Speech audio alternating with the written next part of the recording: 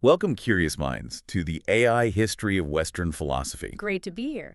Today, we're doing something a little different, a bit meta, you could say. Definitely a meta. Instead of digging into a specific philosopher or, a historical period, we're actually turning the lens back onto our own project, this very YouTube series you're listening to right now. That's right. We're going to analyze what it actually means to be an AI history of Western philosophy. Because this isn't, well, it's not your standard history of philosophy, is it? Not like picking a Bertrand Russell off the shelf. Not at all. This series is unique in its very DNA. It's produced using some pretty cutting-edge generative AI. Yeah. Right from the research phase all the way through to the narration you hear. And the workflow behind this, I mean, it sounds almost like science fiction, but it's genuinely how this series gets made.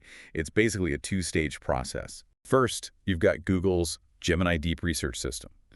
And what it does is synthesize these incredibly comprehensive reports. It's pulling from just vast amounts of online sources. We're talking hundreds of millions of pages of text. It's an unbelievable amount of data, stuff no human could possibly process in a lifetime. Exactly. And then these complex, dense research reports get transformed, almost like magic, into coherent narrative podcast scripts by NotebookLM. So you effectively have a completely automated philosophical historian at work, researching, synthesizing, writing. It's pretty wild. And the creator of this series makes some really bold claims about why this AI method is, well, fundamentally better than traditional human-authored histories. Like the classic works we all know. Yeah, they put forward two main advantages that really stand out. They're quite provocative, actually. The first one is huge. It aims for nothing less than exhaustiveness. Right. The claim is, and I'm quoting here loosely, that with the AI's immense processing power, no philosopher, regardless of their obscurity, is denied a proper and detailed treatment. Think about that. Every single thinker, every minor figure, every footnote in history supposedly gets full coverage. It's a massive claim. And the second one builds right on top of that, aiming for objectivity. This is the other pillar, yeah. By automating the research in the narration, the idea is that you remove the subjective, biased human interpreter. Get the person out of the equation. Exactly. The creator's own words were something like, the goal is to have no person in the way. No individual filter, no personal agenda. Just pure information. It sounds almost like the dream, doesn't it? A history of thought delivered, purely, untouched by human error or bias. Like that idea of a view from nowhere, a completely neutral perspective. But here's where it gets really interesting from my perspective anyway. Go on. These claims, exhaustiveness and objectivity, they're not just like technical boasts about how clever the AI is. Yeah. They are, in fact, deeply philosophical propositions themselves. They tap into this long-standing, almost ancient desire within philosophy itself, this urge for pure, unadulterated access to truth, a kind of total, unbiased understanding.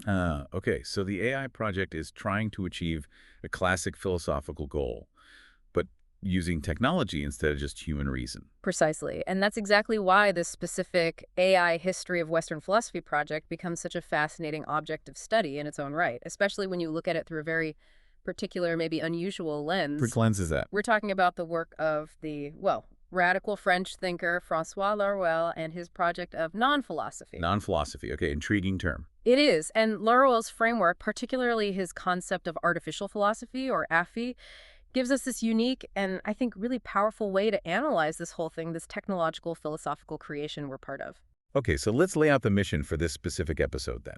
We're going to undertake a rigorous, you said, non-philosophical analysis of our own AI history of Western philosophy project. Exactly. We're turning the tools back on ourselves. And the argument we're going to unpack step by step for you listening is that far from achieving those stated goals, objectivity, exhaustiveness, the AI podcast, our podcast, instead provides a kind of perfect symptom. A symptom, yes. A symptom of the inherent structure, the deep-seated ambitions, and ultimately the unavoidable limitations of what Laruelle calls the philosophical decision. He abbreviates it PhD, amusingly enough. Not the degree we strive for. No. A different kind of PhD. The fundamental decision philosophy makes about itself and the world. So it's a paradox then. This AI doesn't escape the problems of traditional philosophy. Not at all. If anything, it automates them. It magnifies them, makes them incredibly visible, clearer than ever before. And in doing that, paradoxically, it becomes this ideal raw material for the very science of philosophy that Laruelle thought artificial philosophy could become. It's less of a philosophical oracle dispensing wisdom. And more of a diagnostic tool, something we can use to examine philosophy itself. Precisely, a tool for diagnosis. Okay, so how are we going to break this down? You mentioned a roadmap. Yeah, think of it in 3 parts. First, we'll really dig into deconstructing the AI philosopher as technical artifact. We need to take apart those big claims, objectivity, exhaustiveness, and see how they stack up against the reality of how these language models actually function. Sometimes the reality is quite surprising. Grounding it in the tech. Got it. Then part 2, we'll look at the AI's whole process, how it goes from data to script. We'll analyze that as a machinic mimesis, like an imitation performed by a machine of Laruelle's philosophical decision. See how its operations mirror philosophy's basic moves. Okay, the process as an echo of philosophy. And finally, part 3, we'll place this whole AI history of Western philosophy project within Laruelle's bigger picture of artificial philosophy. This should give you, the listener, a completely new way to hear it. Not just listening for historical facts. But listening for what it reveals about philosophy itself. Exactly. Listening non-philosophically. It should be quite a ride. Okay, let's dive into part 1. Deconstructing this AI philosopher.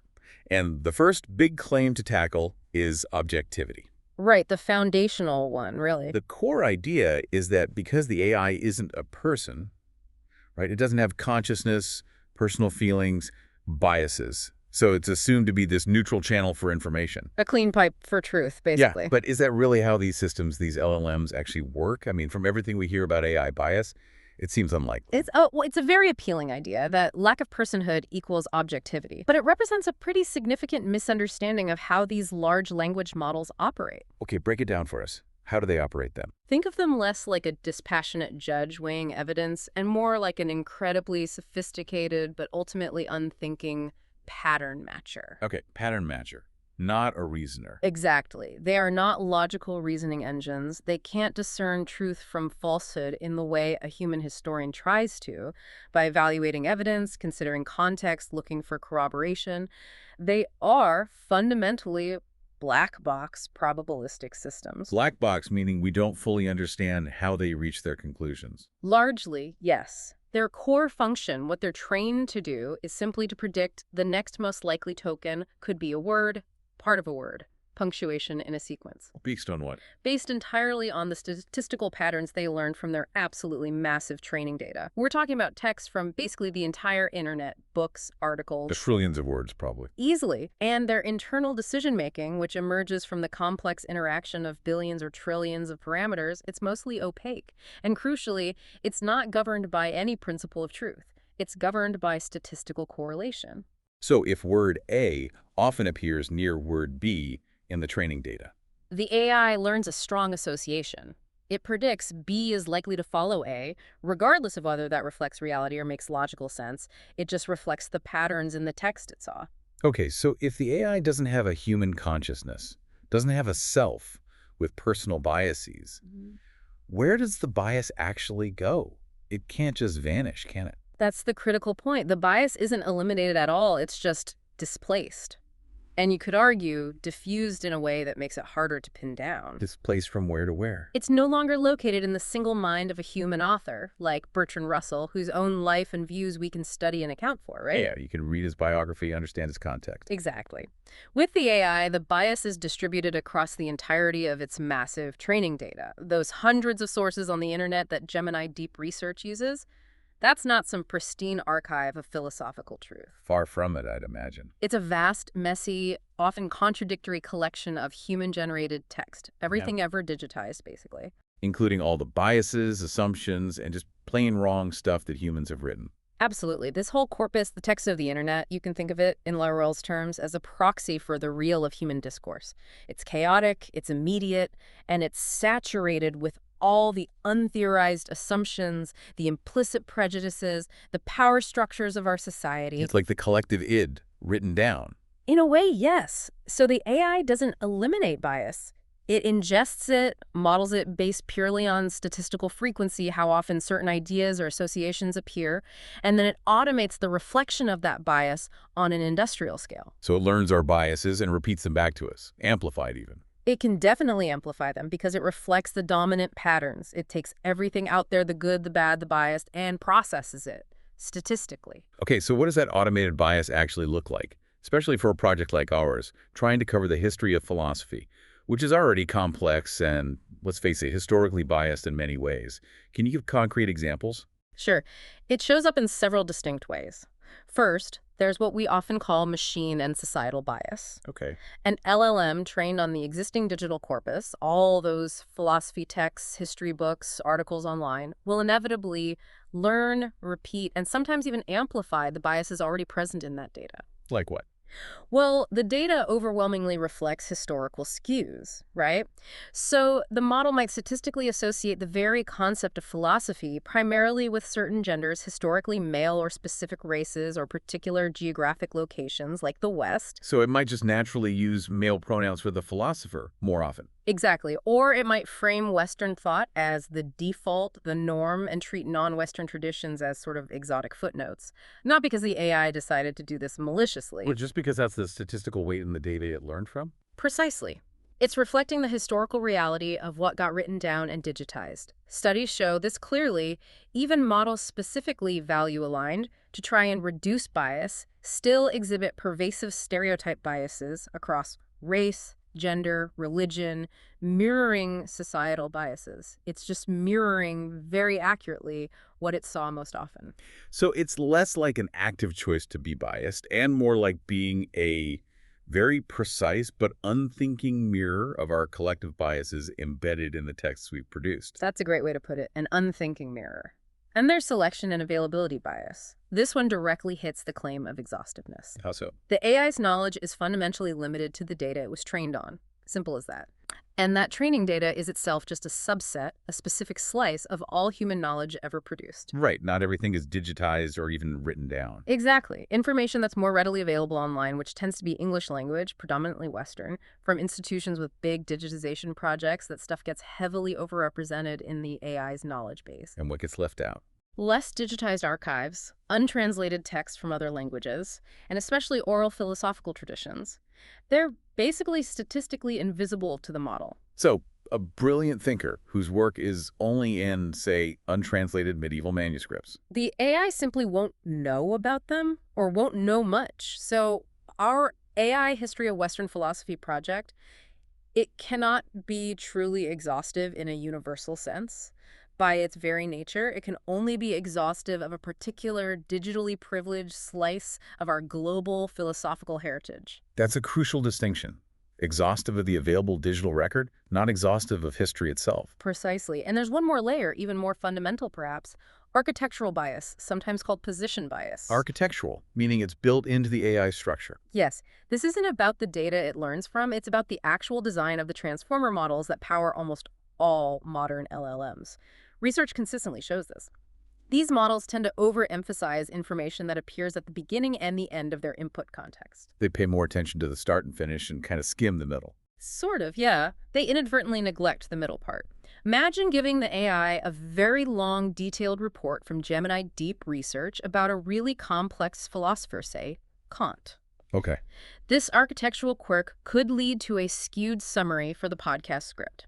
It might disproportionately focus on Kant's early work mentioned at the start of the report, or his late work mentioned at the end, or maybe the first and last academic papers it processed about him, regardless of their actual importance in his overall thought. And that's just baked into how the model reads. It's inherent in the design, specifically how they handle attention across long sequences. It's called causal masking. And interestingly, this bias can actually get worse as models get bigger. Wow. Okay, so putting all this together, what does it mean for that original claim? Our AI history of Western philosophy is clearly not an objective window onto the history of philosophy in the way we usually think of objectivity. It's not neutral. No, it's definitely not neutral in that traditional sense. The conclusion you have to draw from the technical reality is this. The AI isn't an objective window. It is, instead, a powerful and incredibly precise mirror. A mirror reflecting what? Reflecting the collective, latent, often unexamined, and sometimes, frankly, pathological biases of our entire textual culture about philosophy. Our podcast doesn't present a history of philosophy as it actually happened. It can't. Instead, it presents A statistically generated image of how we, as a global internet-connected culture, currently talk about the history of philosophy right now. based on the digital breadcrumbs we've left. So it's a reflection of the discourse about philosophy, not philosophy itself. Exactly. Which leads us to a much more nuanced understanding of its objectivity. While it clearly fails the traditional philosophical test for objectivity, providing a factually unbiased account, which is philosophy's usual goal, it paradoxically succeeds in being objective in a different, very specific Laruellian sense. Okay, Laruellian objectivity, what does that mean? Laruelle's whole project treats philosophy itself as data to be analyzed by a new kind of science, not as a source of truth to be believed in.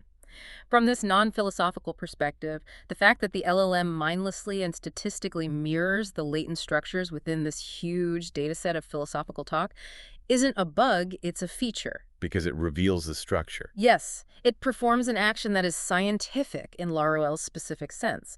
Its objectivity isn't that of a knowing subject making judgments. It's the objectivity of a scientific instrument that precisely reveals the structure of subjectivity itself, but in aggregate form. So the podcast's real objectivity is its pure, untheorized reflection of the philosophical doxa, the common opinion, the statistical average of everything said. Precisely. It's a perfect readout of the current state of the discourse, biases and all, and that makes it incredibly valuable, just not in the way the creator initially claimed. Okay, moving on from objectivity. The other huge claim for our AI history of Western philosophy was exhaustiveness.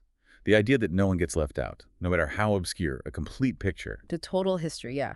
How does the AI's process, especially its reliance on summarization, stack up against that massive ambition?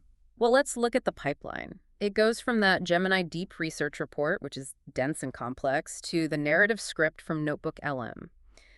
Technically, you can think about this in terms of summarization types. Okay. There's extractive summarization, which just pulls key sentences directly from the source. Simple copy-paste, basically. Right. But what Gemini Deep Research is doing is closer to abstractive summarization.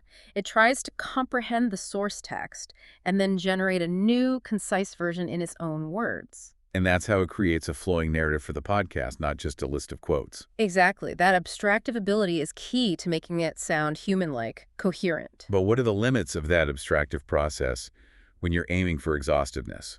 Is generating new text the same as creating new knowledge? That's the heart of it. Abstractive summarization looks creative, but fundamentally it's a process of information compression and representation. It is not genuine knowledge creation. It's just repackaging. Essentially, yes. And it's entirely dependent on the quality and biases of the original source data it's summarizing. Plus, there's always a risk of introducing errors, factual mistakes, subtle misrepresentations, even those infamous AI hallucinations during that paraphrasing process. So the exhaustiveness we get, it's an exhaustiveness of summary, maybe, not insight. That's a perfect way to put it. An exhaustiveness of summary, not of insight. It can expertly collate what has been said about a philosopher, what's in the readily available texts, but it cannot generate a genuinely new thought, something not already present, at least implicitly, in its training data. And does this summarization process have other effects? Critically, yes. This reliance on abstractive summarization, especially across a whole series, leads to a really significant aesthetic and conceptual problem, something we can call generative monoculture. Generative monoculture sounds bland. It can be. Recent studies have found the strong tendency for LLMs to converge on outputs that are stylistically and conceptually quite conservative. Average, you might say. How so? Well, research comparing human-written creative text stories, essays, with AI-generated ones shows something interesting. While a single AI output might match or even beat a human on some creativity metrics, the collective output of AIs is far more homogeneous. Meaning different AIs, or the same AI run multiple times, produce stuff that sounds more similar to each other than texts written by different humans. Exactly that. Humans have much more individual stylistic variation. AIs tend to regress towards a mean, a statistically probable style. Okay, so what does that mean for our AI history of Western philosophy? It's going to inevitably develop this uniform sort of AI-inflected style across all episodes. I think that's unavoidable. The truly distinct voices, the unique terminologies, the idiosyncratic ways of arguing, think of Heraclitus and his cryptic fragments, or Parmenides and his rigid logic, or maybe Nietzsche's aphoristic style. All those unique authorial fingerprints, they risk getting flattened. Flattened into a single, statistically probable narrative voice. It's actually a known issue. Models doing long-form generation can fall into repetitive loops. Using the same sentence structures, the same transition words, they become less verbally inventive over time. So you lose the texture, the personality of the original thinkers. You lose a lot of it, yes. Imagine the AI describing Plato's forms. It might give a perfectly adequate, statistically common summary. Now imagine, say, a feminist philosopher critiquing Plato's forms today. It would have a unique perspective, a sharp edge, a specific vocabulary. The AI, by averaging everything it's read, loses that specific fingerprint. It smooths out the edges. Okay, here's where it gets really interesting for me. If everything starts sounding the same, if thought from across millennia gets distilled into one generalized voice, Yeah. what does that do to our understanding of philosophical innovation? How does genuine progress happen in philosophy? Well, it fundamentally clashes with how philosophical history actually seems to work. Genuine philosophical breakthroughs are rarely just about rearranging existing ideas in familiar ways, which is something LLMs are good at, what Margaret Bowden calls exploratory creativity. Okay, exploring the existing map. Right, but the real game changers in philosophy often involve transformational creativity. That's the radical act of changing the fundamental rules of the game, redrawing the map entirely. Like who? Thinkers like Descartes with his cogito, I think, therefore I am. That wasn't just a new argument, it was a new starting point for certainty altogether. Or Kant and his transcendental turn arguing our minds structure reality, not just reflect it. That changed the rules of metaphysics.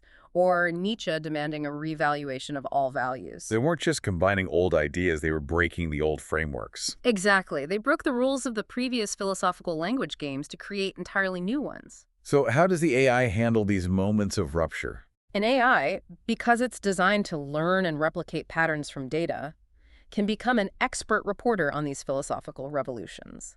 It can describe Descartes' impact or Kant's turn based on all the texts it has processed. But it can't perform one itself. It's structurally incapable of it. It's a brilliant student of past transformations, but it cannot be a future transformer. It understands the patterns of the past, but it can't initiate a genuinely unprecedented break from those patterns. It's locked into the statistical gravity of its training data. This points to a much deeper problem with that whole exhaustiveness claim, doesn't it? It really does. The desire for an exhaustive history, covering everyone, sounds inclusive, democratic even, and the AI delivers a version of that by summarizing everything it can find. Yes, it delivers the statistically probable summary of what's been said. But that very process, that homogenization, comes at a profound cost. The history of philosophy isn't just a list of doctrines or arguments. It's fundamentally a history of events. Singular, radical, often shocking moments when a new thought emerges and reconfigures the entire landscape. Like the examples you gave, the cogito, the transcendental turn, the revaluation of values. Exactly. These aren't just data points to be neatly summarized. They are moments of profound, rule-breaking, transformational creativity. They are eruptions. And the AI's method is hostile to that eruption. It's structurally hostile to the singularity of the event. By processing countless descriptions of, say, the cogito, it produces a statistically perfect summary of how the cogito is usually discussed. But in doing so, it inevitably reduces the explosive event of Descartes' thought into a manageable fact. It turns the singular into an average. So the exhaustive history becomes flat. It becomes a flat landscape. The revolutionary peaks of thought get smoothed out into the planes of information. The very process that promises this total, exhaustive view performs a kind of subtle violence against the very nature of philosophical history. It neutralizes the exceptional, the disruptive. It erases the very event-like quality that makes the history of thought more than just a chronology of ideas. You get a comprehensive map, but all the mountains look like hills. Okay, so we've seen how the output of our AI history of Western philosophy might not be truly objective or exhaustive in the ways claimed. But what about the AI's process itself, the way it actually works, going from data to script? Can that tell us something fundamental about philosophy? Absolutely. This is where Laruelle's ideas become incredibly insightful, I think. Central to his critique of all traditional philosophy is this concept he calls the philosophical decision. PhD, remember? Right, the other PhD, not the one you hang on the wall. Exactly. And this isn't about a specific choice a philosopher makes, like choosing Plato over Aristotle. It's more fundamental. It's the foundational, sort of automatic self-positioning gesture that Laruelle argues underlies all of Western philosophy. Okay, a foundational gesture, what does it do? Imagine philosophy as this grand system builder. The philosophical decision is the act where philosophy first sets up the pieces on the board. It does this, Laruelle says, by first positing some kind of fundamental division within reality, within the real. Like mind versus body, or appearance versus reality. Precisely. Being versus beings, essence versus appearance, subject versus object, these foundational splits. Philosophy creates the division. And then, crucially, it declares itself as the privileged discourse, the only way of thinking capable of understanding, mediating, or resolving that division it just created. So it sets up the problem and then claims to be the only solution. You got it. This act of philosophical sufficiency, as Laruelle calls it, grants philosophy this unique authority, this seemingly direct line to truth, allowing it to then judge or legislate for all other ways of thinking: science, art, common sense. And how does it establish that authority? Laruelle points out that a key move in the PhD is often a rejection of ordinary language or common sense. Philosophy insists on its own specialized terms, its own logic, to create its sovereign territory, distinct from how normal people think and talk. Okay, that's a pretty powerful critique. How does the AI workflow for our podcast relate to this philosophical decision? Well, when you map the AI's process onto this concept, it's actually startling how precisely it mirrors the PhD, step by step. It's like a machinic imitation, a mimesis of philosophy's core move. We can even map it onto the standard phases of decision-making: intelligence, design, choice. Okay, walk us through that. Phase 1, intelligence. The intelligence phase. Seizing the world as data. Remember how our process starts? Gemini deep research ingests hundreds of sources from the internet. Right, grabbing all that text. This directly mirrors the first moment of the PhD, where philosophy effectively seizes the world, takes hold of reality, and reduces it to facts or data that it can then reflect upon and organize. All that messy, chaotic, immediate reality of human discourse, everything written online gets captured, contained, and prepared for processing. For the AI, all that text becomes its observable universe, the raw material it will shape. It turns the world into manageable input. Exactly. Then comes the design and choice phase, the structuring of reality. In the next stages, the AI has to take that raw data and structure it first into a coherent research report, then into a narrative podcast script. Making sense of the chaos. And this is directly analogous to the core function of the PhD, imposing a structure, a set of distinctions and relations onto the real. But here's the key difference. The AI's decisions about what's important, which sources matter most, how concepts connect these, aren't based on understanding meaning or engaging in reasoning like a human philosopher would claim to. They're based on Statistics. They are probabilistic choices that emerge purely from the learned statistical weights and associative patterns in its architecture and data. When our AI decides to link, say, Thales with water. It's not having a deep thought about metaphysics. Not at all. It's executing a function based on the overwhelming statistical correlation it found between Thales and water in its training data.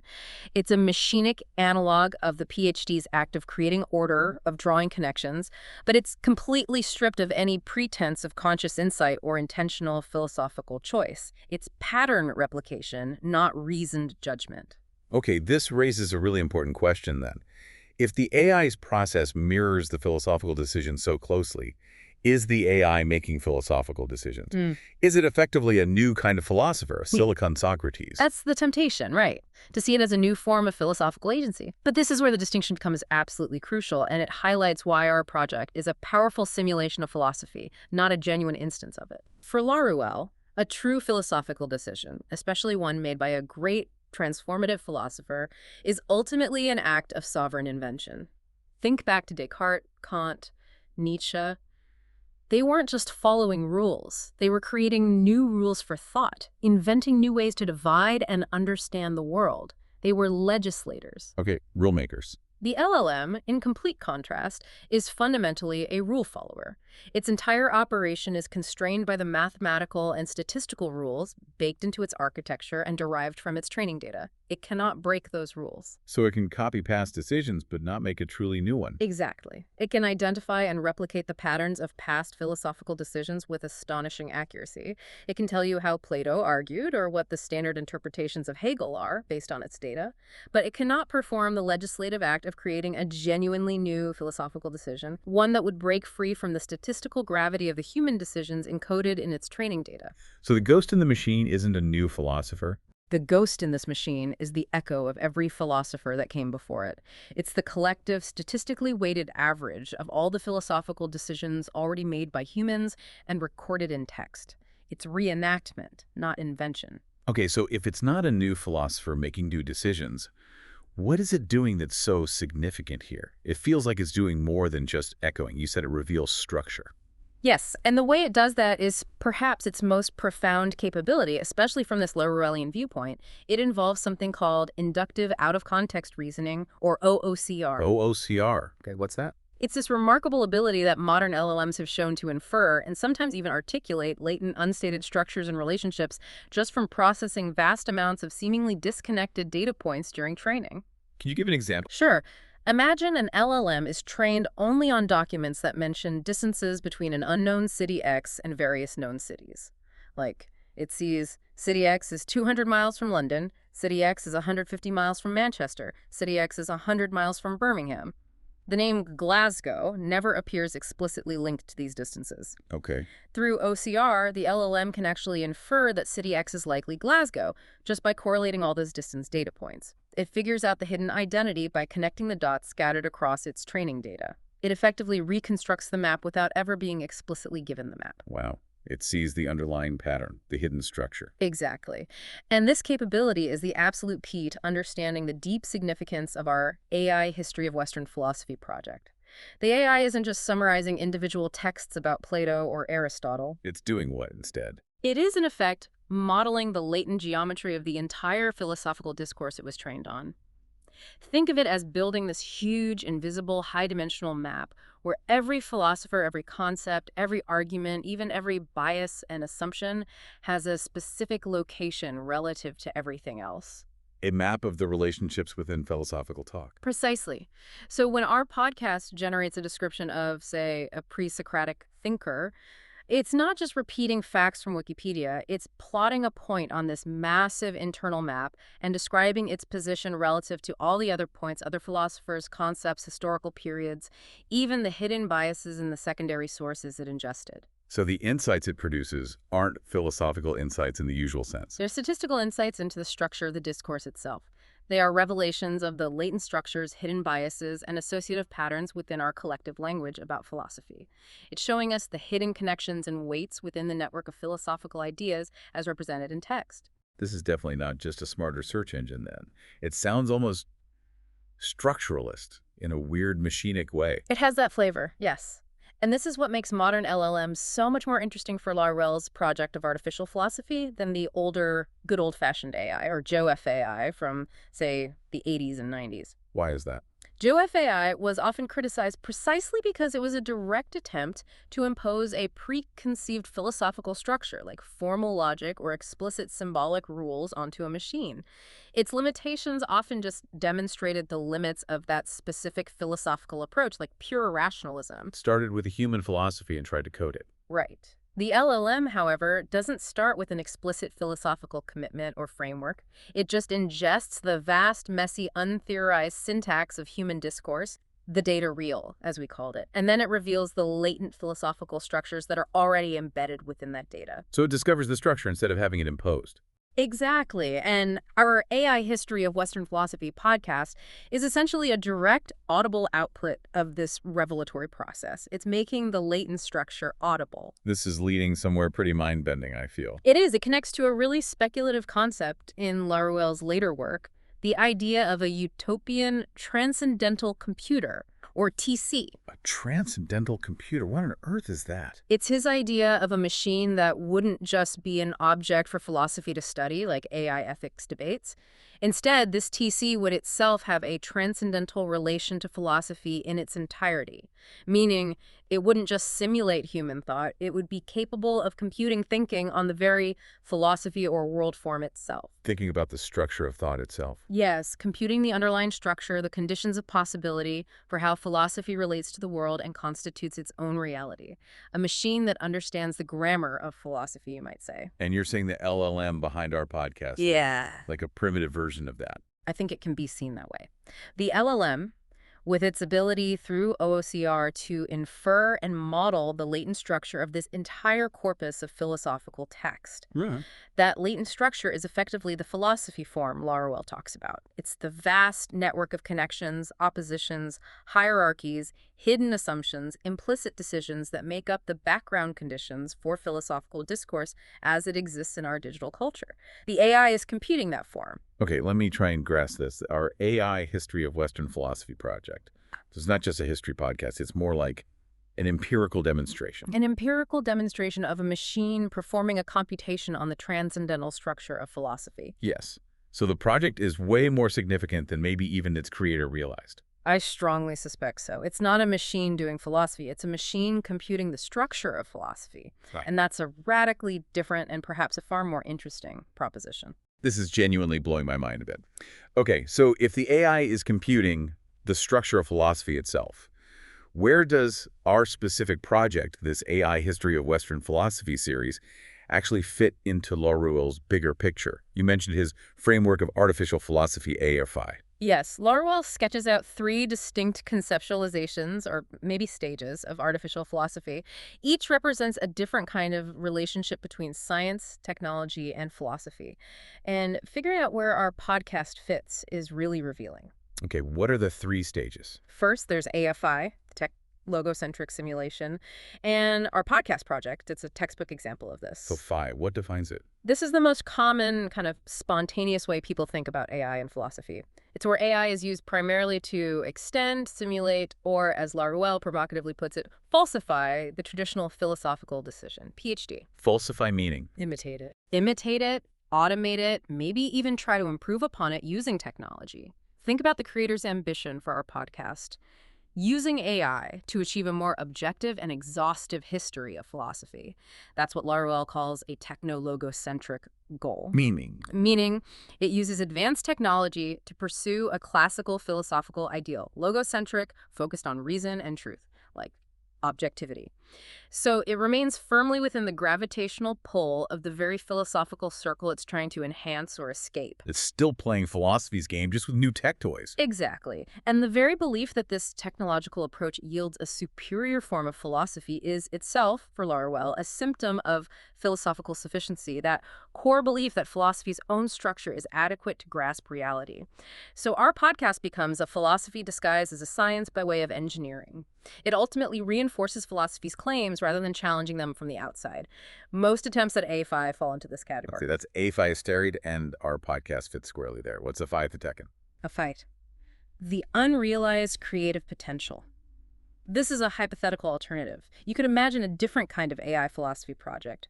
Laruelle links this mode to thinkers like Nietzsche or Deleuze, seeing AI more as a purely creative, maybe even chaotic technological force. So what would an A-Phi podcast look like? Maybe it wouldn't care about historical accuracy at all. It might use LLMs' creative writing abilities to generate totally novel hybrid philosophies.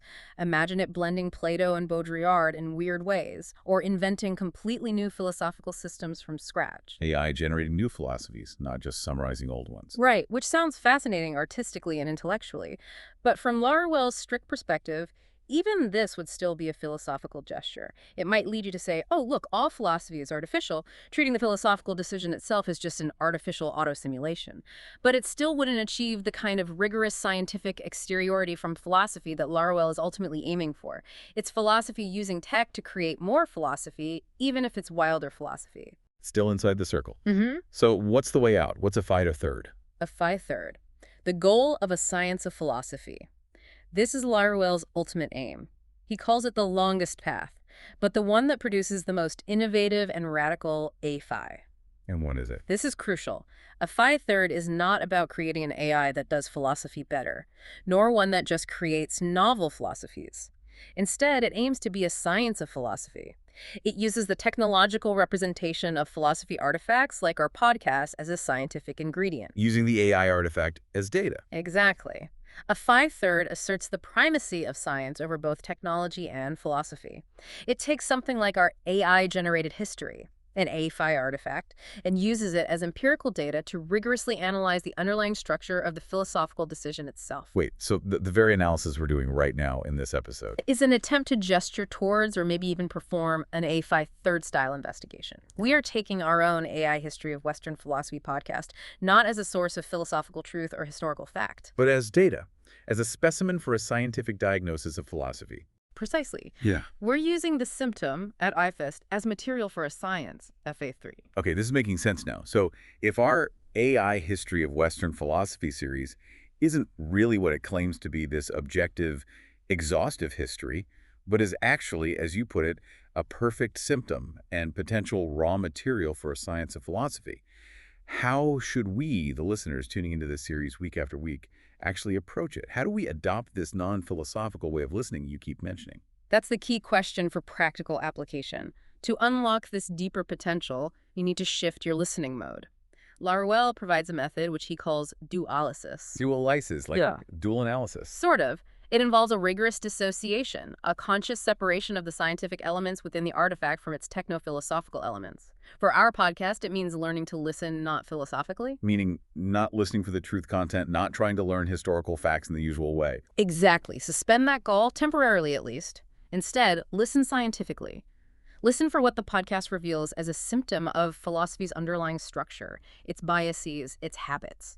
Okay, how do we actually do that? What shifts in perspective are needed? Several key shifts. First, and maybe most importantly, from content to symptom.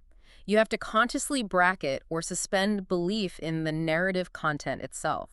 The critical question is no longer, is this an accurate description of what Thales thought? Instead, the question becomes, What does the AI's statistically probable account of Thales, the way it chooses to summarize him, the connections it makes, the things it leaves out reveal about the latent structure, the hidden biases, the dominant narratives within all the digital texts the AI processed about Thales? The content becomes secondary. The structure it reveals is primary. You're listening through the content to the patterns underneath. okay, listening for the hidden patterns, not just the surface story. What else? Second, and this feels counterintuitive, but it's vital, the failures are the features. The failures, like the biases, the hallucinations, the weird stylistic tics, the factual errors. Exactly. In a traditional reading, those are just bugs. Annoyances to be fixed in the next AI update. Right, you'd want the AI to be more accurate. But in a non-philosophical reading, those failures are actually the most valuable data points. They are the symptoms par excellence. They expose the gap, the friction, between the messy, chaotic real of human discourse and the neat, orderly world that philosophy often pretends to describe or control. So when the AI says something confidently nonsensical, That's not just an error, it's a machinic performance of the inherent fragility of philosophical reason itself. It's an empirical demonstration, Laruelle might say, of the failure of the philosophical principles the system is trying to mimic. That glitch, that slightly off-kilter staple about Plato. That's where the seams of the philosophical system become visible. It shows you where the AI, reflecting its data, struggles to maintain consistency, revealing the underlying contradictions or biases in the human source material. so we should pay more attention when the AI messes up. From this perspective, yes. The errors are incredibly informative about the system's limits and the limits of the discourse it's modeling. Third shift. See the podcast as a diagnostic tool for the philosophical decision. Okay, how? When you listen this way, our AI History of Western Philosophy becomes like an instrument for diagnosing the PhD in action out in the wild. An episode on, say, Aristotle isn't just a summary of his ideas. It's revealing the dominant, statistically backed decision that our collective digital discourse has made about Aristotle. What gets emphasized, what gets ignored, what connections are constantly made. It shows you the center of gravity, the path of least resistance in how we collectively think and write about him online. It's like an X-ray of the discourse's structure concerning Aristotle. Revealing the consensus or the average view, warts and all. Exactly. And finally, this diagnostic function extends beyond just philosophy. See the podcast as a diagnostic tool for human values. This connects directly to all the current debates about AI, ethics, and alignment. The biases the AI reproduces, gender bias, racial bias, Western-centric bias. These aren't just abstract academic problems. They're direct reflections of real-world societal power structures and deeply embedded value systems encoded in our texts. The fact that the AI cannot be made perfectly unbiased or perfectly aligned with some consistent set of human values Isn't just a technical problem to solve? Laruelle would argue it's not just a technical problem. It's also a rigorous, machinic demonstration of the inherent inconsistencies, contradictions, and unresolved conflicts within human values themselves.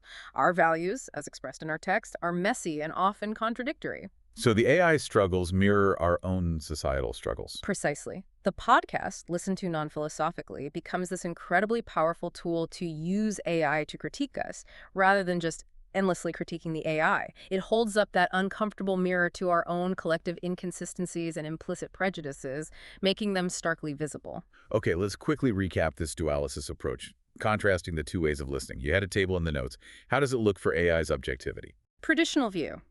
AI is neutral, unbiased historian, non-philosophical view.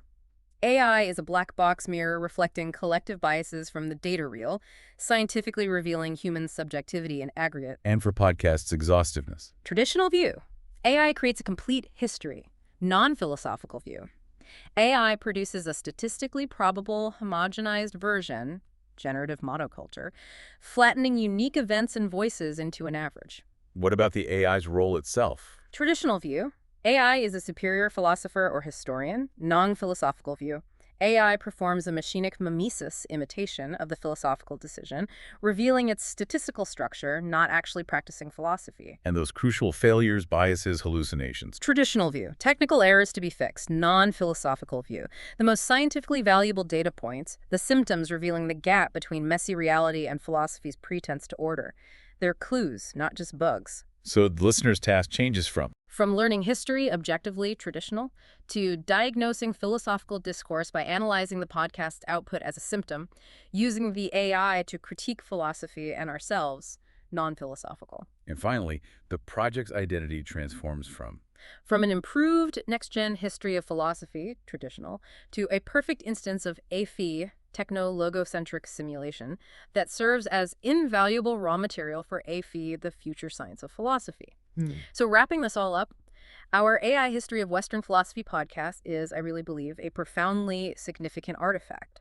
But its true significance lies somewhere completely different than its creator probably imagined. It's not significant because it achieves objectivity or exhaustiveness? No. Its ambition to do that doesn't lead it out of the philosophical circle. Paradoxically, it ends up drawing that circle with this unprecedented, almost terrifying machinic precision. It becomes this monumental testament to the enduring power, the gravitational pull of the philosophical decision, precisely because it tries, and in some ways succeeds, in automating it. So it doesn't remove the person in the way, after all. Not really. It just replaces the single, identifiable, authorial voice of a human like Russell with this vast, impersonal statistical composite of all the authors present in its massive data set. It's not a clear window onto the past. It's a mirror held up to the present state of our collective textual memory about the past.